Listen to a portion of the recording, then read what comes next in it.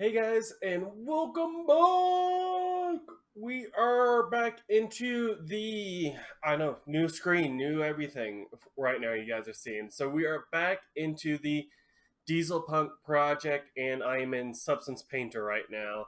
I've been working on texturing out the first ship model, which is just the player's ship, and I'm not going anywhere crazy with this one or for the textures. When we do the textures in the balance project, those are much more to the quality of the AAA games that have all these PBR textures, which is physically based rendering, which means that we're physically rendering these textures with metallic, roughness, base colors, and normals, as well as AO or ambient occlusion. So those five textures or five formats of textures, it's what creates a lot of those AAA quality video games that have the really nice photorealistic or almost realistic texturing going on. Games like Batman Arkham series, the Call of Duty series now has been doing a lot of that.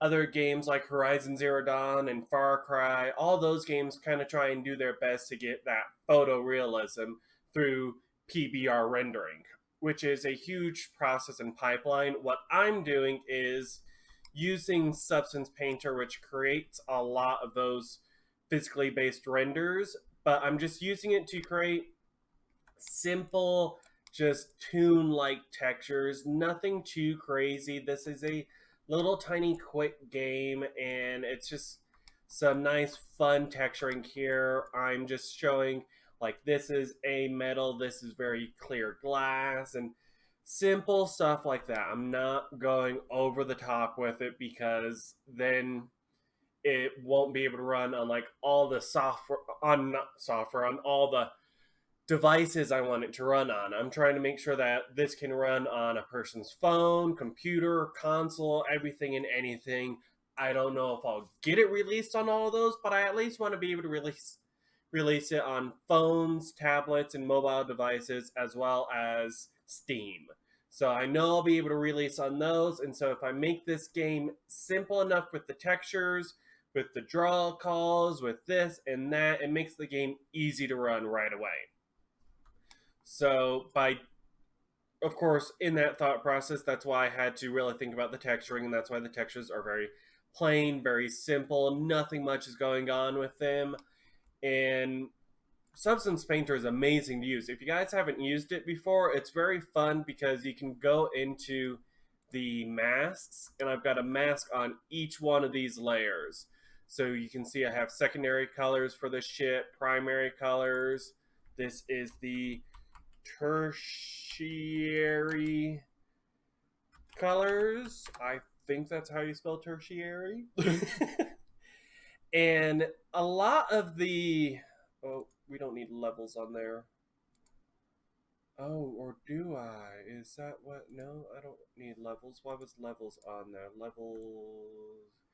Why was levels on there? Apparently I needed levels for something? No, I don't know why it did that. Oh, because I inverted the yeah. Okay, remembering what I did there. So, what's really fun about this is viewing my masks. You can see that I have these black and white areas. Now, a lot of games, a lot of digital programs like these use black and white as a mask. And it's just telling the texturing program where to put the texture that I want. So black means no texturing, white means texture this area. And it's just as simple as zeros and ones. Zero means don't put anything here, one means put something here. So when we go over and look at the materials for this, you can see that everything that was in white is now this gray. Here, it might be easier if I do this too. So everything that was in white in the mask is now this gray color here. And that was supposed to be like a aluminum steel siding color, something to just have fun with. And then you can see in this mask, the only thing that I have showing is the cockpit area. So all white, put the color. All black, don't put the color. It's just yes or no. We can go back, look at that. It's there. Same thing going here for texturing the engine pieces. Same for the little red racing stripes that I wanted on here. And then again, lastly, with just the main base coloring going on. And the only reason I went with the red and blue coloring for the player ship is blue and red are the complementary colors. Black and gray go with any colors, and that bit of gold is a nice. I believe yellow is tertiary to red and blue, but I could be very wrong on that on my color theory. But following my color theory and my idea of colors is a lot of people, when they see blue and red, they think of safety a lot of the times, or they're focused on that, they're alert to that. And that's why you see a lot of police officers or police cars around the world, police cars flash red and blue colors. It's because the flash of red and blue sparks our mind and makes us focus on that. We see it right away and we are just gravitated to it. And I think it's something to do about red is blood and blue is water. And so our minds are constantly aware of water. Our bodies constantly need water. And red, because if we see blood, we know something's wrong.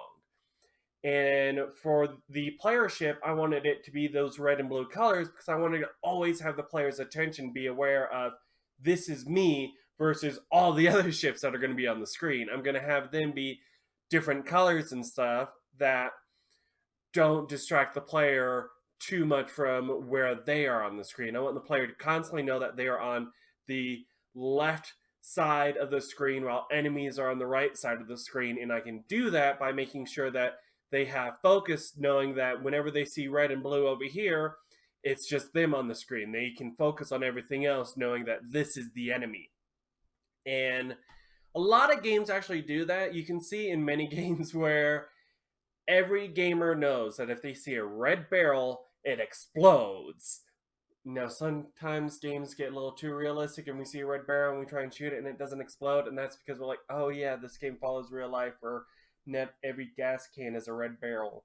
But in our minds, again, we've been programmed since the start of video games that if you see a red barrel, it explodes, it goes boom, nice fun explosion. And it's something fun. I just find it funny. I can talk about that later on in another video about game theories and physics in games and little things like that. But right now, I just wanted to showcase this as well as I have textured the yes, we can discard those changes. There aren't anything new going on over there. I have created the missiles, which again, I followed the same idea. I wanted the missiles to be red and blue so that the player knows that they fired their missile and it matches the color of the ship, red and blue. And then lastly, the only other one that I have is the bullet textured so far. The bullet was the first thing I textured, didn't quite like it, and it's a little bit better now that I improved it later on after learning some fun little tools inside of Substance Painter. And the bullet is just, I just wanted it to look simple. It's red and silver. It's nothing big and fancy. It's just a bullet that's going to be shot across the screen. The player may not even see much of it. They may just see the red flash by. So again, red strikes our memory, makes us remember that, or makes us be drawn to that. So now the player will see that red streak or see a red streak come at them and know that that's a bullet. I might actually change this around now that I'm thinking about it. Texture this bullet again with a blue streak because then I could follow the idea that is seen in a lot of other games and genres. So, like in Star Wars, whenever you see the red and blue lightsabers, you know good and evil. So now I need to actually create another texture, a red bullet and a blue bullet. Red can be the enemy bullets, blue can be the player bullets firing across the screen so that when the player sees red, they know to avoid that. When they see blue, they know that's them firing. Color theory and game physics and a little bit of psychology in that one. Very interesting stuff that goes into video games. You wouldn't be surprised. You would be. I mean, you would be surprised by how much game designers and programmers and artists actually think about when they're creating games and think about player psychology, human psychology, physics, math, science, history, all that stuff goes into creating some of these games. So, with that in mind, I can actually. I know how to do this. So I just need to go into this layer. I did not create a mask in this layer, so I'm going to create it now. You guys can see me create that mask. So polygon fill. Now I'm doing polygon fill because I'm only texturing like the surfaces and doing a lot of flat surface texturing and things like that. Polygon fill is really good for creating masks, but sometimes can kind of hinder your texturing quality for some art styles. So, like for the PBR photorealistic styles that I'll be trying to go for in my own adjusted way for the balance project, polygon fill will only be to like mask out like her hair and eyes, and lips, and little things like that. But it's not going to be that strong of a mask because you still want to be able to go over those masks and kind of fudge the lines a little because nothing in real life is like absolutely in the lines. Like when you're painting life, don't when you're painting real life things, don't paint within the lines. When you're painting Toon things, paint within the lines. That's kind of their main differences that I've noticed a lot. So with that, we are just going to do zeros, or wait, no. I need to do a black mask and paint whites. What is it doing that for? I don't know. No. Be in masks. Masks. Thank you. That's what I was doing. Got it. There we are. So now we can go into material. I can go over back into texturing. We just need to change that base color. What to do with that, and then just change its color to blue. There we go. And then when I paint now, I can paint within the lines without having a fear of crossing them. Painting.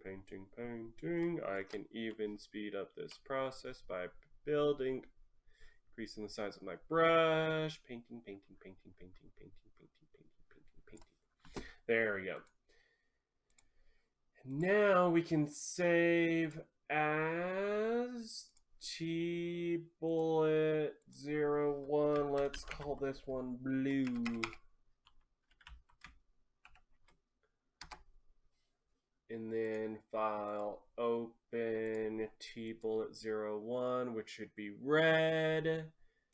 File save as that, but now let's do underscore red. There we go. Perfect.